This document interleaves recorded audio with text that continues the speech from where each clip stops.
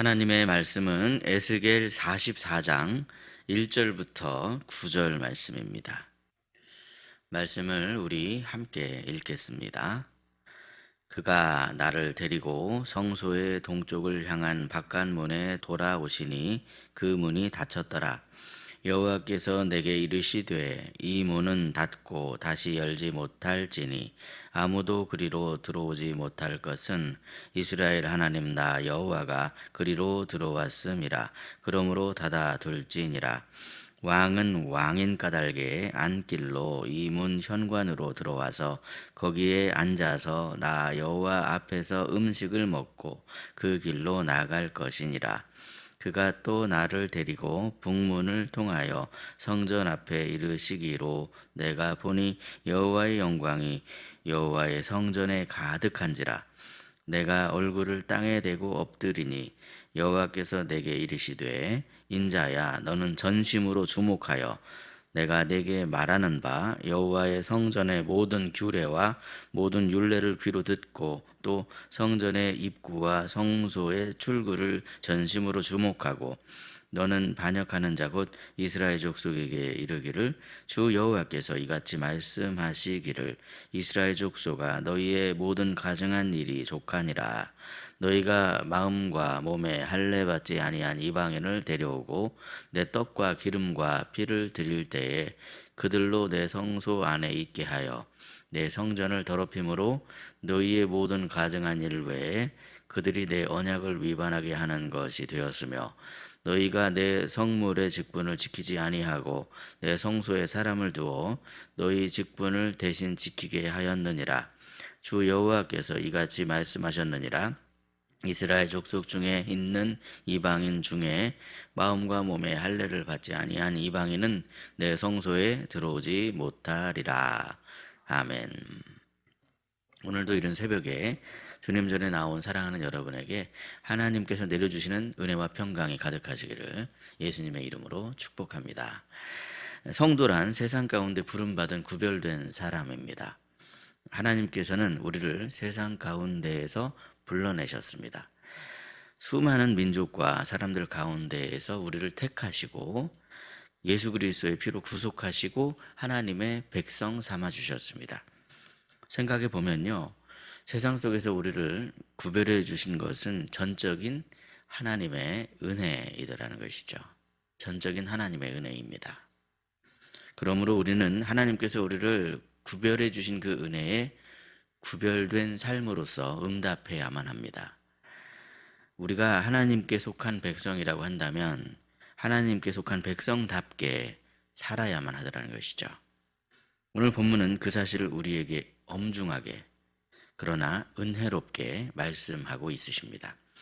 물론 우리가 그러한 삶을 살고 싶다라고 그렇게 생각한다고 해서 그 삶이 그냥 저절로 사라지는 것이 아닙니다. 그렇다면 우리는 어떻게 하면 책임 있는 구별된 삶을 살아갈 수 있을까요? 본문은 이 포로지에서 활동하던 선지자 에스겔이 본 이 환상 가운데 한 장면입니다. 하나님께서는 이전에 떠나셨던 성전과는 달리 다시 새로운 성전의 영광으로 임하셨고, 그러자 이 성경은 그 후에 하나님께서 들어가신 그 동문이 닫혔더라, 그렇게 지금 말씀하고 있는 것을 보게 되죠. 본문의 말씀을 통해서 우리가 어떻게 하면 책임 있는 구별된 삶을 살아갈 수 있을지 그것을 함께 은혜를 나누고자 합니다. 첫째로 하나님께서는 우리가 하나님을 모실 자리를 구별하라라고 그렇게 말씀합니다. 본문에서 말씀하고 있는 성전의 동문은 특별한 문이었습니다. 그 문은 예루살렘 성전의 여러 문들 가운데에서도 하나님의 영광이 들어온 문이었습니다. 그 문은 이제 아무도 거기로 드나들지 못하도록 닫아야만 했습니다. 하나님이 들어오신 자리였기 때문에 그렇습니다. 사랑하는 여러분, 우리 안에도 동문이 있습니다. 우리가 닫아야 할 동문이 있다. 예수 그리스도를 구주로 믿는 우리에게 하나님께서 들어오셨습니다. 고린도전서 3장 16절 말씀을 보시면요, 너희는 너희가 하나님의 성전인 것과 하나님의 성령이 너희 안에 계시는 것을 알지 못하느냐 그랬습니다. 또한 고린도전서 6장 19절에도 이렇게 말씀하십니다. 너희 몸은 너희가 하나님께로부터 받은 바 너희 안에 계신 성령의 전인 줄을 알지 못하느냐. 너희는 너희 자신의 것이 아니라. 그렇게 말씀하셨습니다. 이처럼 성경은 우리의 몸이 하나님이 거하시는 성전이라고 그렇게 말씀합니다. 예수 그리스도를 구주로 믿는 우리 안에 성령께서 거하시더라 하는 그런 말씀입니다. 그렇기 때문에 우리 마음의 중심에는 항상 하나님만 계셔야 합니다. 물론 우리 마음의 중심에 하나님 계시지만 세상 속에 거하고 있기 때문에 여러 가지 생각들이 들어올 수 있습니다. 들어올 수 있는데 중심에 있으시는 분은, 그 중요한 마음의 자리에 계실 분은 오직 하나님만 계셔야 한다 하는 그런 말씀입니다. 그러면 여러분, 우리가 오늘 이 하나님 말씀 앞에 솔직해지기를 원합니다. 과연 우리 마음의 중심에는 항상 하나님 한 분만으로 채워져 있으십니까? 우리 마음은 마치 여러 사람이 모여서 막 토론하는 그런 토론장처럼, 아고라 광장처럼, 때로는 물질에 대한 생각이 들어오는데 그 물질에 대한 생각을 마음 중심에 들이기도 하고, 때로는 그 여러 가지 하나님보다 사람에게 인정받고 싶은 그런 마음이 이 중심 가운데로 슬며시 들어오기도 하고, 때로는 막 성공하고 싶은 그런 욕망이 마음 가운데 중심에 떡하니 자리를 차지하는 그런 모습일 때도 있더라는 거죠.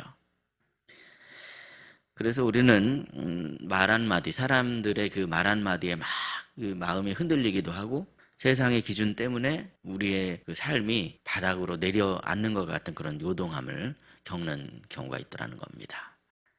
하나님이 계셔야 할 자리에 다른 것들이 그 중심을 떡하니 차지하게 되면 이런 일들이 벌어지더라는 것이죠. 그 이유가 뭡니까? 여러분, 한마디로 말해서 동문을 완전히 닫아두지 않기 때문에 그렇습니다. 우리는 생각하기를 이 정도면 괜찮겠지, 이 정도 욕심은 내가 가져도 되겠지, 이만큼은 세상과 타협해도 되겠지, 그렇게 조금씩 문을 열어둡니다. 그런데 하나님께서는 동문은 항상 닫아두라, 그렇게 명령을 하고 계십니다. 우리가 하나님을 모셔드릴 그 마음의 중요한 자리는 공용 공간이 아니라는 겁니다. 하나님과 세상이 함께 앉을 회의실이 아닙니다. 그 자리는 오직 하나님만을 위한 자리여야만 합니다. 사랑하는 여러분, 성도의 책임은 하나님 모실 자리를 이렇게 구별하는 것입니다. 특별히 오늘 이 시간에 내 마음의 동문이 혹시 열려있지는 않는지, 닫혀 있는지 그것을 잘 살피셔서 하나님만을 의지하며 오직 하나님만 경외하는 구별된 하나님의 자녀로서의 삶을 살아가는 저와 여러분이 되시기를 예수님의 이름으로 축복합니다. 둘째로, 성도는 하나님의 영광을 바라봐야 합니다. 오늘 본문 4절 말씀인데요. 우리 4절 말씀 함께 읽도록 하겠습니다. 4절 말씀 시작. 그가 또 나를 데리고 북문을 통하여 성전 앞에 이르시기로 내가 보니 여호와의 영광이 여호와의 성전에 가득한지라 내가 얼굴을 땅에 대고 엎드리니. 아멘. 이 본문 4절을 보시면 에스겔이 여호와의 영광을 보고 그에 대한 반응은 무엇입니까? 땅에 머리를 대고 엎드립니다. 얼굴을 땅에 대고 엎드렸습니다. 하나님의 영광 앞에 긴 설명이 필요 없습니다. 에스겔은 그저 엎드립니다. 이처럼 하나님의 영광 앞에 인간의 모든 자랑은 다 부질없습니다. 모든 계산이 멈춥니다. 체면도 논리도 자기 의도 다 이것이 다 부족합니다. 하나님 앞에는 다 엎드려야 됩니다. 왜 우리가 하나님께 예배합니까, 여러분? 하나님께서 영광을 받으시기에 합당하신 분이며 뿐만 아니라 우리의 영광을 받으시겠다, 그렇게 말씀하시기 때문에 우리가 하나님께 예배합니다. 부족한 우리의 영광을 통해서, 우리를 통해서 영광을 받으시겠다고 말씀하시기 때문에. 그런데 때때로 우리는 이 예배의 자리에 앉아 있으면서도 마음은 다른 곳으로 가 있는 경우가 있습니다. 형식은 있는 것 같은데 경외하는 마음은 하나도 없는 그런 예배가 있더라는 것이죠. 습관적으로 주기도문하고 습관적으로 사도신경하고 감격은 다 사라져버린 그런 예배입니다. 그런데 오늘 본문 5절을 보시면 하나님께서는 이렇게 말씀을 하십니다. 우리 5절 말씀도 함께 읽도록 하겠습니다. 시작.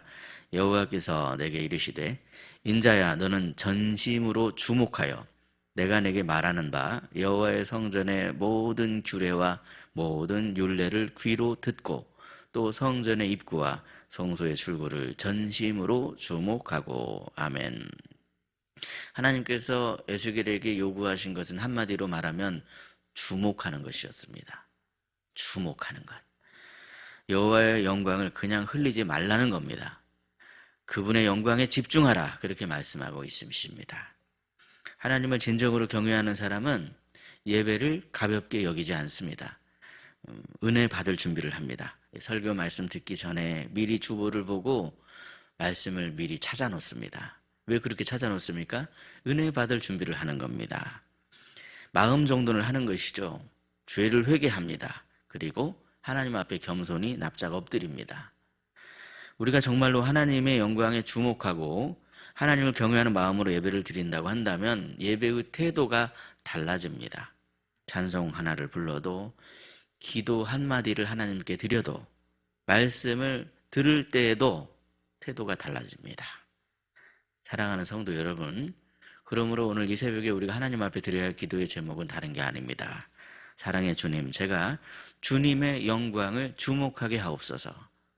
단순히 형식이 아니라 실제로 마음과 정성을 다해서 하나님을 전심으로 예배하는 예배자가 되게 하옵소서. 하나님의 영광을 본 사람은 삶이 달라지게 됩니다. 작은 죄를 가볍게 여기지 않습니다. 세상과 타협하려 하지 않습니다. 세상보다도 하나님의 거룩하심 안에 거하고자 그 기도 제목이 그렇게 달라지게 되죠.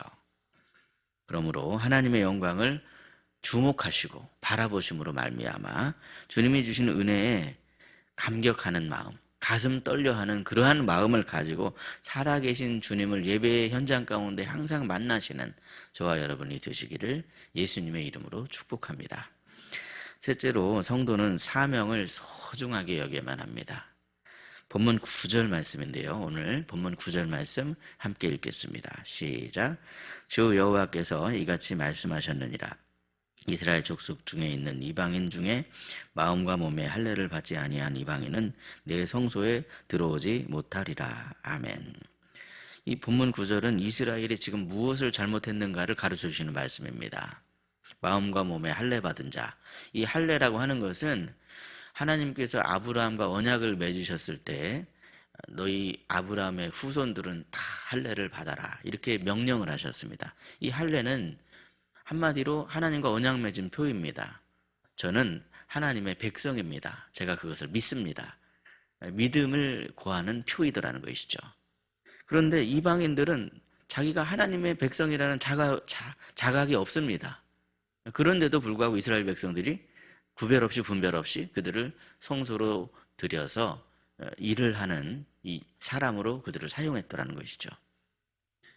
하나님께서는 이스라엘이 이방인을 성소에 데려오는 것 자체를 뭐라고 하시는 것이 아닙니다. 그 이방인들이 하나님을 제대로 모르고 하나님을 가볍게 여기고 있는데도 그들을 성소에 데리고 들어와서 성소를 더럽히는 그것을 지금 뭐라고 하시는 것이죠. 자각이 있어야 한다는 겁니다. 내가 하나님의 백성이다 하는 그러한 자각이 있어야만이 하나님 앞에 구별된 사람으로 살아가고 싶은 그러한 이 간절한 마음, 가난한 마음을 갖게 되더라는 것이죠. 그런데 이러한 문제는 제사장이나 레위인 어느 한 사람의 문제가 아니었습니다. 이스라엘 전체가 하나님 중심으로 하나 되어서 하나님께 영광을 돌리며 이방인을 향해 본을 보여주는 삶의 태도로 살아갈 때 이것이 비로소 가능한 일이었습니다. 아니, 이스라엘 백성들이 구별된 사람으로서 이방인들에게 본을 보여줘야 그걸 알지, 그것도 보여주지도 않는데 이방인들이 그걸 어떻게 알겠습니까? 그러므로 이스라엘 백성들은 하나님 앞에 나아가는 걸 스스로 가볍게 여겨서는 안 됐습니다. 그런데도 이방인 앞에 본을 보여주지를 못했더라는 것이죠. 그 결과 많은 사람들이 죄에 걸려서 넘어지고 말았습니다. 사랑하는 성도 여러분, 우리 그리스도인들도 마찬가지입니다. 그리스도인들에게 그냥 특권만 있는 게 아닙니다. 분명히 특권이 있습니다. 그런데 특권만 있는 게 아닙니다. 분명한 책임이 있습니다. 우리가 교회 안에 맡은 직분도 마찬가지라는 것이죠. 직분도 아무나 맡아서는 안 됩니다, 여러분. 하나님을 하나님으로 존중히 여기며 거룩한 하나님 앞에 내 마음을 내려놓고 낮아지고 엎드리고 하나님께 꼭 붙어 있으려고 하는 사람이 직분을 맡아야만 합니다. 그러지 못하면 우리가 직분을 가볍게 여겨버리면 그 누룩이 교회 전체적으로 퍼져나가서 교회가 결국에는 넘어지고 자빠지게 됩니다. 고린도 교회의 문제가 바로 그런 문제 아니겠습니까, 여러분? 공동체가 상처를 입는 그런 일들이 일어나게 되더라는 것이죠. 가정에서 부모로서의 사명도 마찬가지이고요. 직장에서 하나님의 자녀로서의 사명도 마찬가지입니다. 우리가 세상에 빛이 되어야 하고 소금이 되어야만 합니다. 하나님께서는요, 구별되려 하는 자녀에게 더 큰 은혜를 부어주십니다. 물론 하나님께서는요, 내가 거룩하니 너희도 거룩하라 이렇게 말씀하셨는데 이 말씀을 가만히 생각해 보십시오. 내가 거룩하니 너희도 거룩하라 이 말씀은 우리가 막 우리 능력으로 거룩하라는 그런 말씀이 아닙니다. 마치 요한복음 15장의 포도나무의 비유처럼 거룩하신 하나님께 우리는 딱 붙어있는 존재가 되어야 한다. 그게 바로 우리가 이룩해야 할 거룩이라는 겁니다. 우리는 우리 스스로의 능력으로 거룩할 수가 없습니다. 주님께 딱 붙어있을 때, 그럴 때 우리도 주님의 의를 힘입어서 거룩한 하나님의 자녀, 거룩한 하나님의 백성으로서의 삶을 살아갈 수가 있습니다. 그러므로 여러분, 우리는 거룩하신 하나님 앞에 납작 엎드려야만 합니다. 그럴 때 하나님께서 예비하신, 약속하신 복이 여기 성경에는 엄청나게 기록되어 있습니다. 근데 그 복을 위해서 그렇게 하는 게 아니죠. 우리가 의롭다함을 칭함받기 위해서, 거룩하신 하나님 앞에 주님 닮은 모습이 되기 위해서 오늘도 거룩하신 하나님 앞에 납작 엎드려야 합니다. 그 사실 오늘 말씀을 통해서 깨달으시고 오늘도 거룩하신 하나님께 납작 엎드리심으로 말미암아 우리 마음의 동문을 닫아두시고 비교할 수 없는 그 하나님의 영광을 바라보시며 감당할 수 없도록 부어주시는 그 크신 은혜 안에 그 은혜를 누리며 살아가는 저와 여러분이 되시기를 예수님의 이름으로 축복합니다. 기도하겠습니다. 사랑과 은혜가 풍성하신 아버지 하나님, 세상 가운데 우리를 불러내 주시고 예수 그리스도의 피로 구속해 주셔서 하나님의 백성 삼아 주신 은혜에 감사합니다.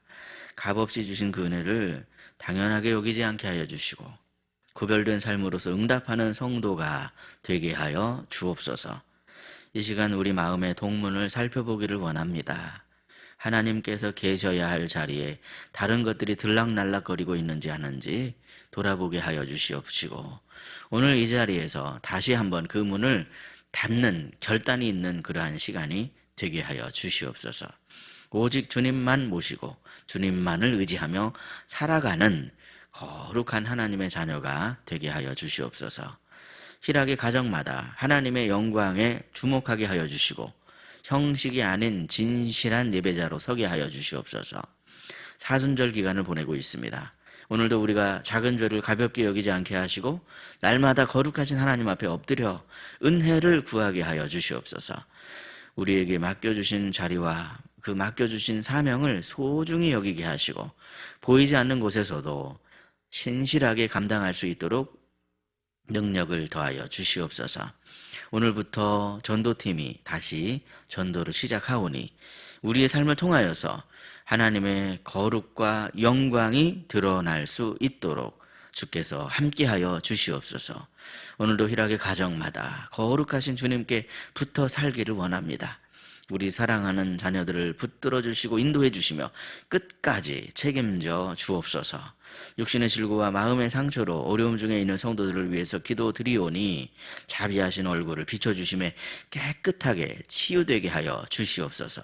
이 시간 주님 십자가 앞에 엎드려 기도드리오니 사랑의 음성을 들려주시고 주님과 동행함으로 전혀 흔들림이 없는 든든한 하루의 삶이 되게 하여 주시옵소서.